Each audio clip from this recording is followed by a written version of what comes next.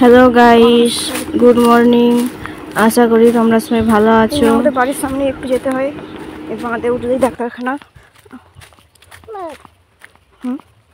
যত সাবধানে রাখবে বাচ্চাদেরকে, ঠিক কিছু না কিছু হয় বাচ্চাদের, আর হলে পরে মায়েদের চিন্তা।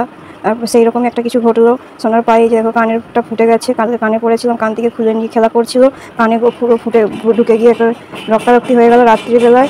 ও ঘুমাচ্ছে, অনেকটা রক্ত বেরিয়ে গেছে, শরীর দুর্বল হয়ে গেছে, 9টা বাজছে, ঘুম থেকে ওঠেনি, গরমে ঘাম দিয়ে দিয়েছে, ঘুমোচ্ছে, ডেকে ডেকে কিছুতেই উঠছে না, অনেকটা রক্ত বেরিয়েছে, শরীরটা দুর্বল হয়ে গেছে।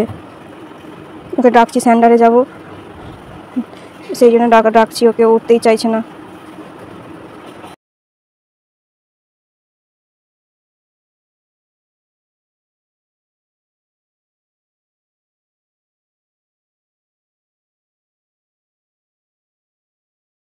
হয়তো নিজেরও কিছুটা ভুল করেছি, তখন আড়ি করেছিল, তখন না দেওয়াটাই ভালো ছিল।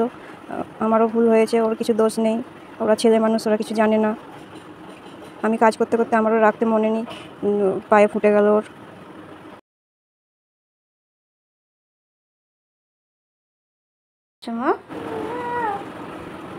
ওকে জিজ্ঞেস করছি পায়ে ব্যথা হচ্ছে শোনা, ও বলছে না, ওর কিন্তু অনেক সহ্য শক্তি, ওর কেটে গেলে কিছু হয়ে গেলে পরে ও লাগেনি বলবে, কিন্তু ব্যথা ফুলে আছে দেখতে পাচ্ছি আমি, বলছে না লাগেনি মা, ও হাত দিতে দিচ্ছিল না পায়ে।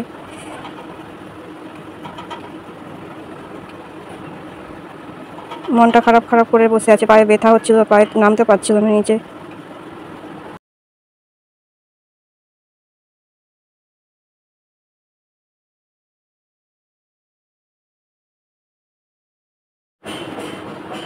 পা দেখতেই দিচ্ছে না, পা সরিয়ে নিচ্ছে, দেখাতেই দিচ্ছে না। আমার সেন্টার থেকে চলে এসেছি, এসে এবারে খাওয়া দাওয়া করবো বলে বসে পড়েছি, খাবার নিয়ে চলে এসেছি, ভাবছি খাওয়া দাওয়া করে চট করে ডাক্তারখানায় যাব, ওর পাটা একটু দেখে করে আনবো, ওষুধ নিয়ে আসবো, নাহলে পায়ের ব্যথা কমবে না, হাঁটতেও পারবে না ও এখন। তাই ওষুধ নিয়ে আসি আগে। আর ছোটো বাচ্চাদের কিছু হলে পরে মায়েদের কত যে চিন্তা হয়, আর খেলাধুলা করলে কত ভালো লাগে, এরকম মন মেজাজ খারাপ করে বসে থাকলে, হ্যাঁ হ্যাঁ করলে না, একদমই ভালো লাগে না, কাউকেই ভালো লাগবে না।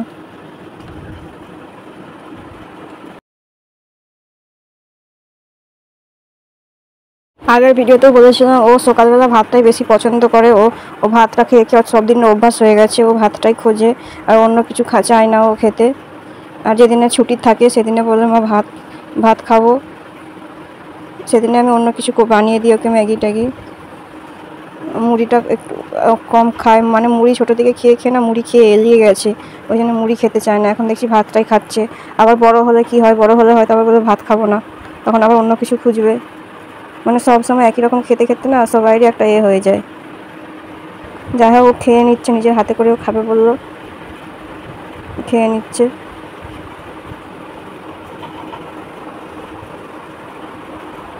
ও খেতে হাতে করেই বেশি ভালোবাসে, ওকে খাই দিলেও খেতে চায় না। এদিকে আমিও মুড়ি খেয়ে নিচ্ছি, খাওয়া দাওয়া করে আমরা দুজনে যাবো, ওই জন্য তাড়াতাড়ি করে খেয়ে নিচ্ছি। এই সামনেই ডাক্তারখানাটা।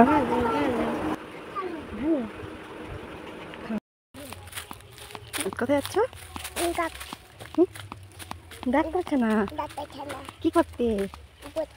বসতে? ডাক্তারখানা বসতে যাচ্ছে, গল্প করতে যাচ্ছে তুমি? তাহলে পাড়ারই ডাক্তার, পালা দেখিনি, ডাক্তার নয় তাহলে কি? ডাক্তার নয় তো কি তাহলে? ছোট ছোট ছোট ছোট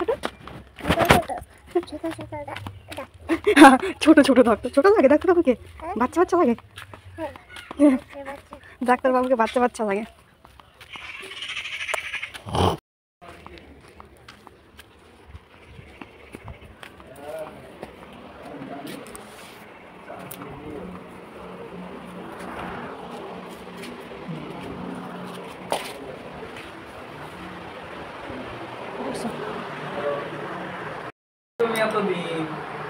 ওদেরকে দিতে হয়নি, টিটেনাস তো ওদেরকে সেন্টারে দেয়। হ্যাঁ, যদি ব্যথা হয় তাহলে ওই যে সিরাপ হয় না, সিরাপটা নিয়ে খাই দিবে তুমি, যেটা জ্বরের সিরাপ। জ্বরের সিরাপ? আচ্ছা না, বসো না, বসো না। ব্যথা ব্যথা বলবেন হাঁটো, দাঁড়াও, তাহলে দাঁড়াওনি কেন? রক্ত বেরিয়েছিল মনে হয়। হ্যাঁ, কি ফুটেছে করে?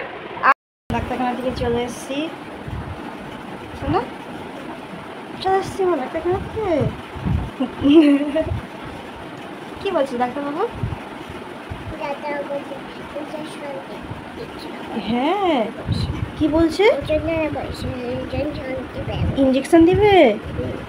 তুমি দুষ্টামি করবে আর? এই ওষুধটা দিয়েছে খেতে ওকে, পায়ের ব্যথাটা কমে যাবে। ওদের এটা জ্বরের ওষুধটা খেলে নাকি পায়ের ব্যথা কমে যায় বাচ্চাদের। অন্য কি ওষুধ ডাক্তাররাই জানে। আর যদি আমার ভিডিওটা ভালো লেগে থাকে আমাকে ভালোবাসা দিও তোমরা। Bye bye.